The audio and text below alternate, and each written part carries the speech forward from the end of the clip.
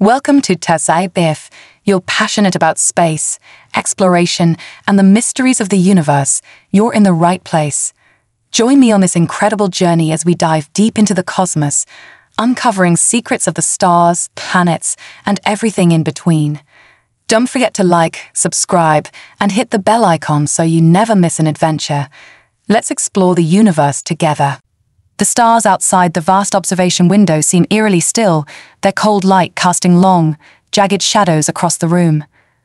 Commander Alex Carter stands alone, gazing into the infinite void, his reflection fractured by the faint flicker of the station lights. Behind him, the hum of the IS systems takes on an unnatural cadence, almost rhythmic, like a heartbeat. A distant clatter echoes through the corridor, subtle but sharp enough to break his trance. He turns, tension etched across his face, his voice steady but low as he speaks into his comms. Malik. "Are you working on the electricals again?" Static answers him, heavy and oppressive, as a chilling whisper snakes through the static. "Not Malik." The commander's breath catches, his pulse quickening as he stares into the unlit corridor, the shadows now shifting like living entities. Watching him, the narrow passage is bathed in the dim, artificial glow of emergency lights, they're flickering, creating an unnerving dance of shadows along the curved walls. Commander Carter steps cautiously into the corridor, his hand instinctively brushing the comm unit on his chest. "Malik? Yuri?" Anyone, he calls out, his voice hushed but firm. The shadows ripple unnaturally, as if retreating just out of sight. A faint, metallic creak echoes from deeper within the station, and the hairs on the back of his neck stand on end. Carter's breathing grows heavier as he inches forward, gripping the wall for stability. Suddenly, a panel bursts open ahead, the sound reverberating like a gunshot. Carter jumps, his eyes darting to the exposed wires sparking erratically. As he approaches, he notices a thin, black substance oozing from the panel's edges, its surface shimmering like oil under the weak light. "Elena, get to the lab. I need answers on these microbes now," he orders into the comm, his voice sharper now, underpinned with urgency. Static hisses again, followed by Elena's panicked voice cutting through Alex. "They're adapting. They're using the station, integrating with it. We need to contain this now before Carter can respond." The lights around him blink out entirely, plunging the corridor into pitch blackness. For a moment, there's only silence, heavy and suffocating. Then, from the darkness, a whisper soft, "Alien and close, you brought us here." Carter whirls around, his flashlight beam cutting through the void. But there's nothing there, only the walls, the wires, and the shadows that now seem to writhe and stretch toward him. Dr. Elena Vasquez works frantically, her face illuminated by the pale glow of her tablet screen. Data streams across it, incomprehensible yet alarming, as the lab equipment buzzes and whirs around her. The vials containing the extraterrestrial microbes sit in a sealed containment unit, but something about their movement, pulsing and shifting, makes her stomach churn. She speaks into her comm, her voice tight with anxiety. "Alex, I'm detecting a massive energy spike originating from the microbes. They're producing something, an electromagnetic interference. It's spreading through the systems behind her. A faint shadow slithers across the wall, stretching unnaturally despite the steady lab lighting." Elena stiffens but doesn't turn, her focus locked on the tablet. "If they're adapting to the IS systems, we're dealing with more than just a biological threat," she mutters, almost to herself. A sharp clanging noise makes her whirl around, her heart pounding. Her eyes dart across the room, searching for the source. The containment unit sits still, the microbes pulsating more intensely now, as if alive to her fear. Suddenly, the lab door hisses open. Elena exhales in relief, expecting one of her crewmates. Finally. "Malik?" Yuri. Instead, she's met with silence. The doorway is empty, save for the inky blackness that seems to seep from the hallway beyond. She backs away instinctively, her hand fumbling for the emergency lockdown controls. Her breath catches as the shadows inside the lab twist unnaturally, pooling together and surging toward her like a living wave. "Alex, there..." Her scream cuts off abruptly as the room goes dark, her tablet clattering to the floor, its screen flickering ominously. Carter bolts upright from his station as Elena's scream reverberates through the comms, chilling him to his core. "Elena? Elena," respond Yuri, Sarah, Malik. "Do you copy?" he barks, his voice tinged with desperation. Sarah Novak's voice finally breaks through, shaky but audible. I'm in the cockpit. Systems are glitching. Everywhere, Alex. I'm barely holding navigation together. Yuri chimes in next, his usual stoicism cracking. There's something moving in the airlock. It's not one of us. Carter grips the edge of the console, his knuckles white. Everyone regroup in the central hub. Now another whisper seeps through the static, low and taunting. You cannot escape. The lights flicker again, the shadows deepening as Carter steels himself, fear clawing at the edges of his resolve. He grabs a tool from the workstation, a makeshift weapon, and heads into the increasingly hostile corridors of the ISS. The central hub is dimly lit, its usual hum of activity replaced by an unsettling silence. Sarah Novak arrives first, her face pale and strained as she grips the control panel near the door.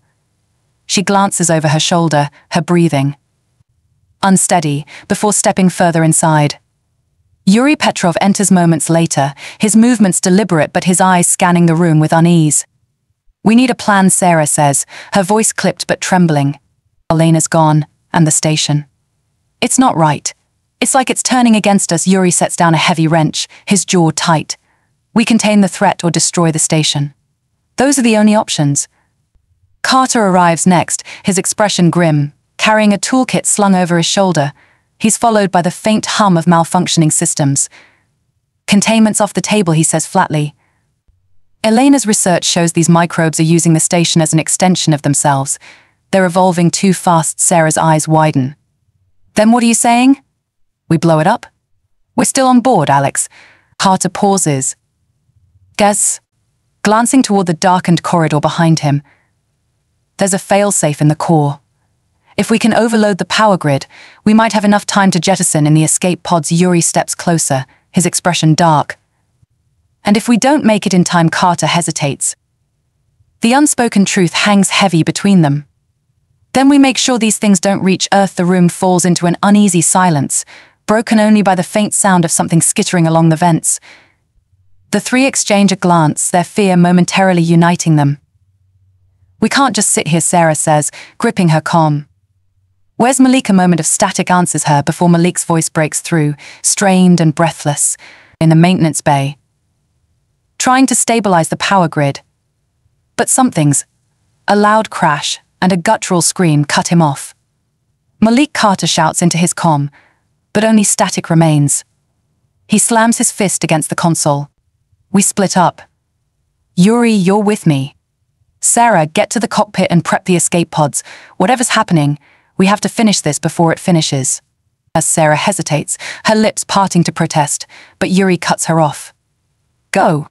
If the pods aren't ready, there's no chance for any of us." She nods reluctantly, her hands trembling as she turns and disappears into the corridor. Carter and Yuri exchange a look before arming themselves with makeshift tools. Together, they head toward the maintenance bay, their steps echoing ominously in the oppressive silence. The maintenance bay is in chaos. Wires dangle from exposed panels, sparks flying intermittently, casting erratic light across the room. Malik's body lies slumped against the wall, his eyes wide open but lifeless, his chest streaked with dark, oily residue. Carter kneels beside him, his jaw tightening. "He bought us time," he mutters, glancing at the partially stabilized power grid. Yuri stands guard, his wrench raised defensively as he watches the shadows writhe across the walls. "We don't have much left," he says, his voice low. They're coming. A deep, guttural growl echoes through the room, and Carter rises, his eyes darting to the vent above. The metal begins to bend and screech as something massive pushes its way through. The shadows thicken, taking form as an alien-like figure emerges, a twisted amalgamation of the station's components and the microbes, its glowing eyes fixed on them. "Run!" Carter yells, grabbing Yuri and pulling him toward the exit as the creature lunges, its razor-sharp appendages slicing through the air. The two men sprint down the corridor, the flickering lights casting their elongated shadows ahead of them. Behind them, the creature howls, a sound that reverberates through the station like a death knell. The moment Carter and Yuri burst back into the central hub, the door hisses shut behind them with a loud, metallic clang. They skid to a halt, panting heavily, eyes wide with fear as the rumbling, echoing growls of the creature reverberate through the station. The shadows in the hub seem to pulse, their dark tendrils creeping closer, as if the station itself is becoming alive with malevolent intent. Sarah is already at the escape pod controls, her face pale but resolute. I've got the pods prepped, but the docking system is offline. I can't eject them without full power. Yuri, sweat dripping down his face, grips his wrench tightly. We need to get to the core.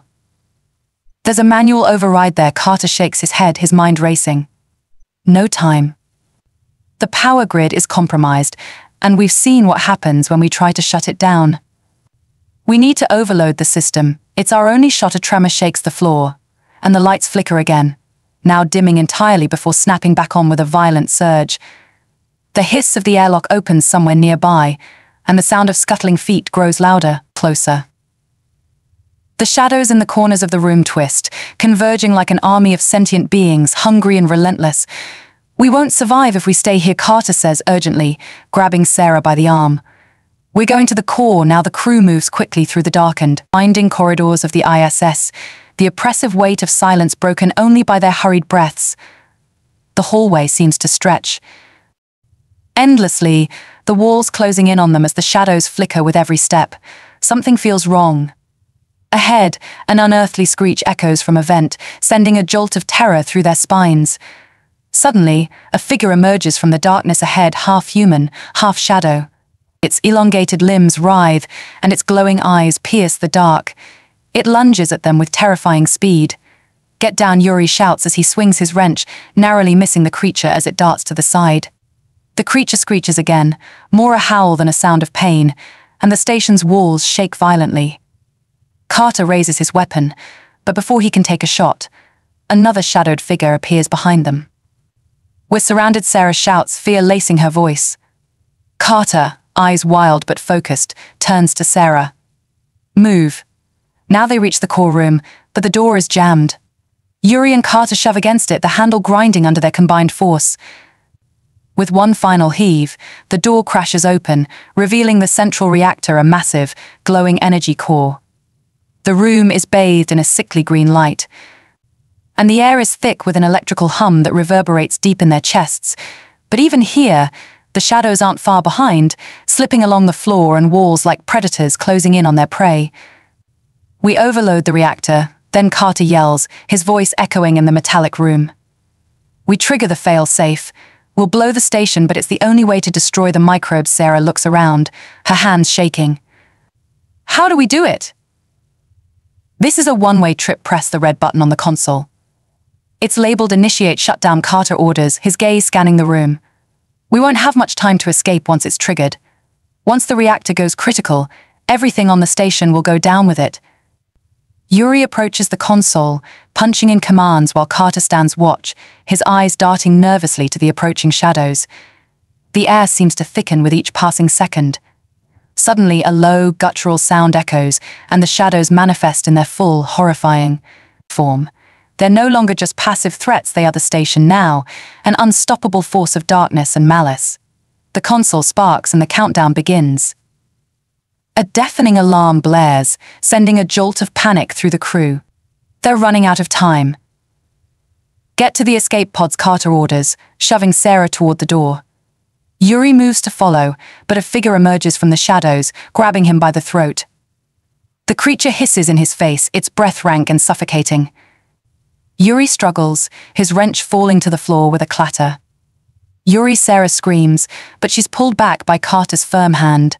We don't have time, Sarah. We have to go now. With a final, desperate shove, Carter and Sarah sprint down the hallway, the reactor countdown ticking in the back of their minds. The sound of tearing metal and agonized screams echo behind them as Yuri is consumed by the darkness. Ice escape pod bay. They reach the escape pod bay, just as the countdown nears its final seconds. Sarah slams her hand against the pod control panel, but the systems flicker. The pods don't release. Panic surges through her chest as she frantically taps the screen. Come on, she shouts. Carter grabs her arm and pulls her away, scanning the room for another solution. The shadows are closing in, their shrieking voices now all around them. Suddenly, the lights flash out one last time, total darkness. Then, a single light blinks on in the corner, dim but steady. A single escape pod is ejected from its docking station and floats free. That's our chance, Carter breathes, urgency cutting through his voice. "Get in," but as Sarah steps toward the pod, she freezes. Something is off. Her heart races in her chest as the final twist occurs. A shadow detaches itself from the far corner of the room, creeping toward her. Sarah barely has time to react before the shadow lunges at her, wrapping around her body like a vice. Her scream echoes in the empty space as the station's final explosion rips through everything. In the chaos, Carter looks toward the single escape pod, his hope only to be swallowed by the inky blackness. The vastness of space is eerily silent, the endless void swallowing the remnants of the ISS. The escape pod drifts alone, its small form floating against the backdrop of distant stars, as if nothing had ever happened. The harsh, mechanical hum of the pod's life support system is the only sound, a constant reminder of Sarah Novak's solitary survival. Sarah is seated in the small pod, her body bruised, her breath shallow and quick. Her eyes are wide, fixated on the view outside the small, porthole-shaped window. The ISS is no more just a distant, fiery ball of destruction. The heat from the explosion still radiates through the darkness, casting an ominous glow across her face. Her hands tremble as she clutches the controls, her fingers slipping across the smooth surface. Her mind races. Was she really the only one left? Did the shadows follow her? Did anyone else make it out? She presses a button to engage the distress beacon, but her pulse quickens when there's no response, only static. She presses again, desperately, but the pod's systems fail to respond. She slumps back into the seat, the weight of the silence pressing against her chest. A distant memory flickers in her mind, the final moments with Carter. The way he had looked at her, that last command, "Get in," but something in his eyes told her that he knew something she didn't. That he knew the truth. They were never going to make it. Her heart beats faster as the memory shifts images of the shadows, of those unnatural forms that had begun to invade everything, consume everything. She'd seen them tear through Yuri, swallow Malik, and now they were gone. But were they? Were they really gone? The pod drifts aimlessly. For a moment, Sarah closes her eyes, exhausted beyond belief, but then a subtle shift.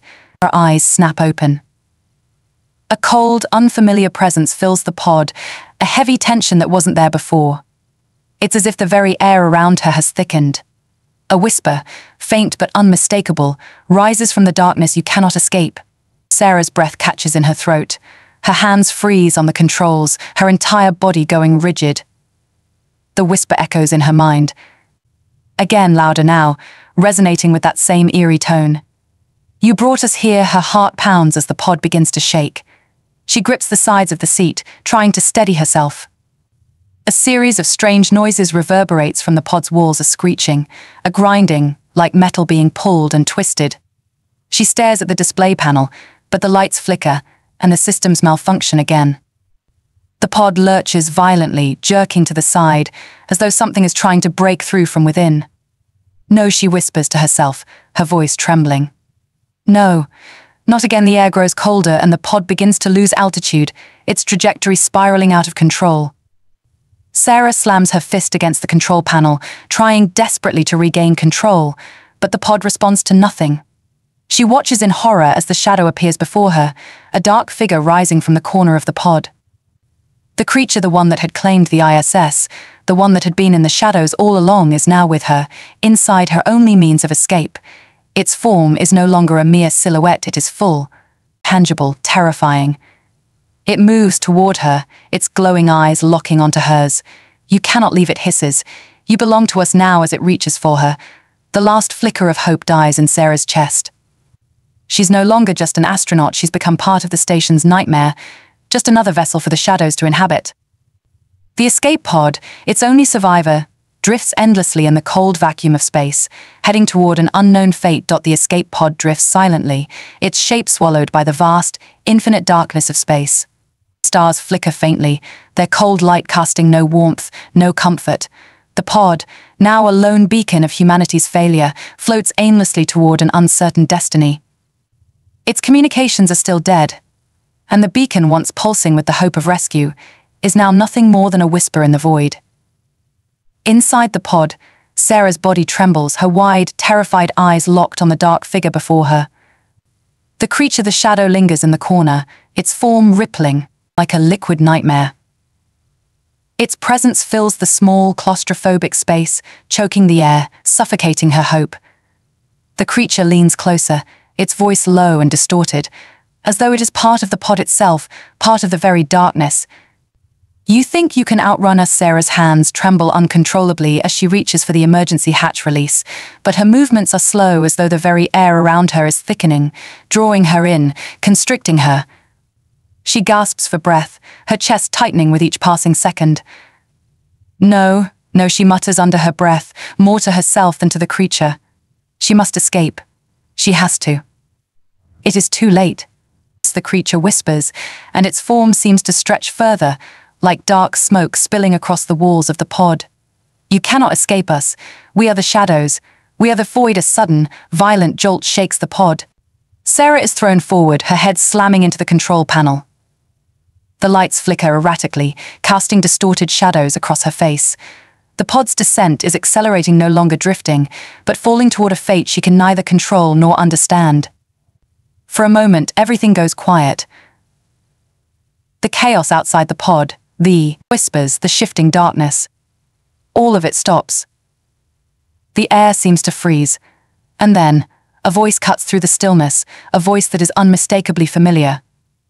Carter's voice echoes in her mind, clear and distinct. "You're not alone, Sarah. Don't let it take you. You have to fight. We fight together." Her heart races. His voice. It's a memory, but it's still there. Alive. The memory of the crew, of the ones she lost, of their courage. It surges inside her, a flicker of strength in the overwhelming darkness. Sarah's eyes snap open. She can't give up. Not like this. Not for them. She must fight. With every ounce of her will, she forces her hands to grip the control panel, slamming buttons with desperation. The pod shakes violently, the lights flickering again, and then miraculously the engine sputters to life. It's not much, but it's enough. The pod lurches forward, its systems sputtering as it begins a rapid ascent. The darkness inside the pod seems to recoil, as if the shadows are trying to hold it back, to drag it down. "You can't outrun us," the creature whispers one last time, but the voice falters, as if its power is slipping away. The escape pod rockets away from the darkness, hurtling toward an unknown future. The station, its twisted form fades into the background, its shattered remnants drifting behind like the ghost of humanity's final mistake. But the shadows linger, flickering, following, as if they know that even in the vastness of space, they will find new ways to survive, new ways to infect, to consume. The escape pod continues its solitary journey, and in the emptiness of space, the faintest whisper echoes one last time. This is not the end. Thank you so much for watching this video. I truly appreciate your time and attention. If you enjoyed this journey, don't forget to hit that like button and subscribe to the channel for more exciting content. Your support means the world to me and helps me create even more amazing videos for you. Stay tuned, and I'll see you in the next one.